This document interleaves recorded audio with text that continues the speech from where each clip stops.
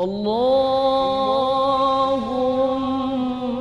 salli wa sallim ala nuril anwar. Assalamualaikum warahmatullahi wabarakatuh. Bismillahirrahmanirrahim. Alhamdulillahirabbil alamin.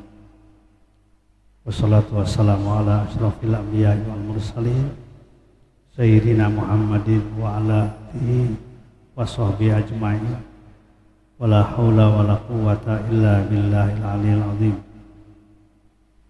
Saudara-saudaraku kaum muslimin, kaum muslimat rahimakumullah. Mudah-mudahan Allah Subhanahu wa taala senantiasa memberikan rahmat dan karunia kepada kita, kesehatan jasmani dan rohani, keimanan dan ketakwaan kepada Allah Subhanahu wa taala.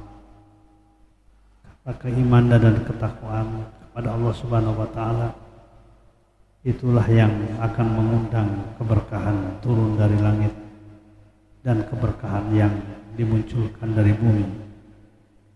Allah berfirman dalam surat Al-A'raf ayat 96, walau anna ahlal qura amanu wattaqau lafahtana alaihim barakatim minas samai wal ardh walakin kadzabu fa akhadnahum bima kanu yaksibun. Andaikan penduduk suatu negeri, suatu komunitas beriman, bertakwa kepada Allah dengan sebenar-benarnya iman dan takwa kepada Allah, berusaha melaksanakan perintahnya, berusaha menjauhi segala larangannya, baik dalam kehidupan pribadi, kehidupan keluarga, maupun kehidupan dalam masyarakatan bangsa, maka pasti akan diturunkan oleh Allah keberkahan dari langit dan keberkahan yang dimunculkan dari bumi.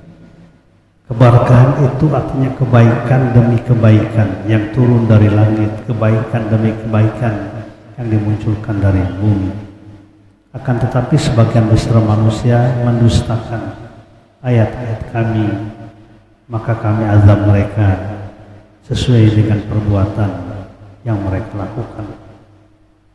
Saudara-saudaraku kaum muslimin, kaum muslimat rahimakumullah, ada satu karakter buruk yang harus kita tinggalkan, paling tidak harus kita minimalisir dalam kehidupan kita.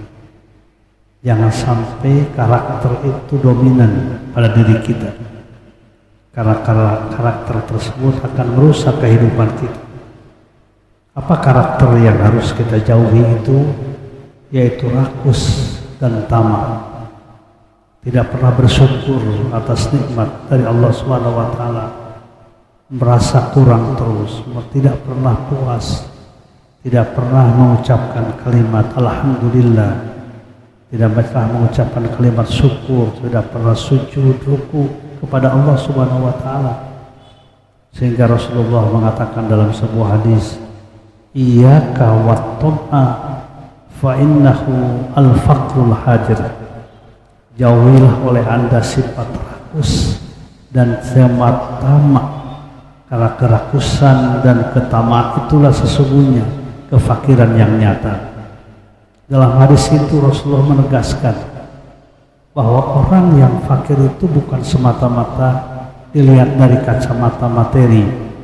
Orang yang miskin, orang yang tidak punya pendapatan, penghasilan yang memadai, tetapi ternyata yang termasuk orang miskin itu adalah orang yang rakus, yang tamak, orang yang tidak pernah bersyukur pada Allah Subhanahu wa taala. Gajinya misalnya sudah 500 juta setiap bulan, tapi dia tidak pernah merasa cukup dengan gaji ratusan juta. Tidak pernah beribadah kepada Allah, tidak pernah memberikan kebaikan kepada sesama. Maka kemudian Rasulullah mengatakan, jauhi oleh Anda sifat rakus dan tamak itu. Dalam hadis yang lain junjungan kita Rasulullah SAW mengatakan bahwa laukana libni adam wadiyani mimmalin awalidah wadiyani min dhahabin labtagha sahrisahuma hatta yamillat turabu jawba. Kalau kan andaikan seseorang itu punya 2 gunung emas, bayangkan itu. Ini tamsil dari junjungan kita Rasulullah SAW. Andaikan seseorang punya 2 gunung emas, dia pasti akan mencari gunung yang ketiga.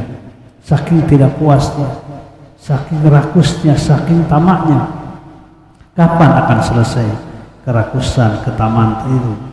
Kerakusan dan ketamaan itu akan berkurang dan akan hilang hatta yamillat turabul jawfa, sehingga seongkok tanah masuk ke dalam perut. Artinya setelah kematian orang itu dia akan hilang rakus dan tamaknya. Hanya kematian yang akan menghentikan dia.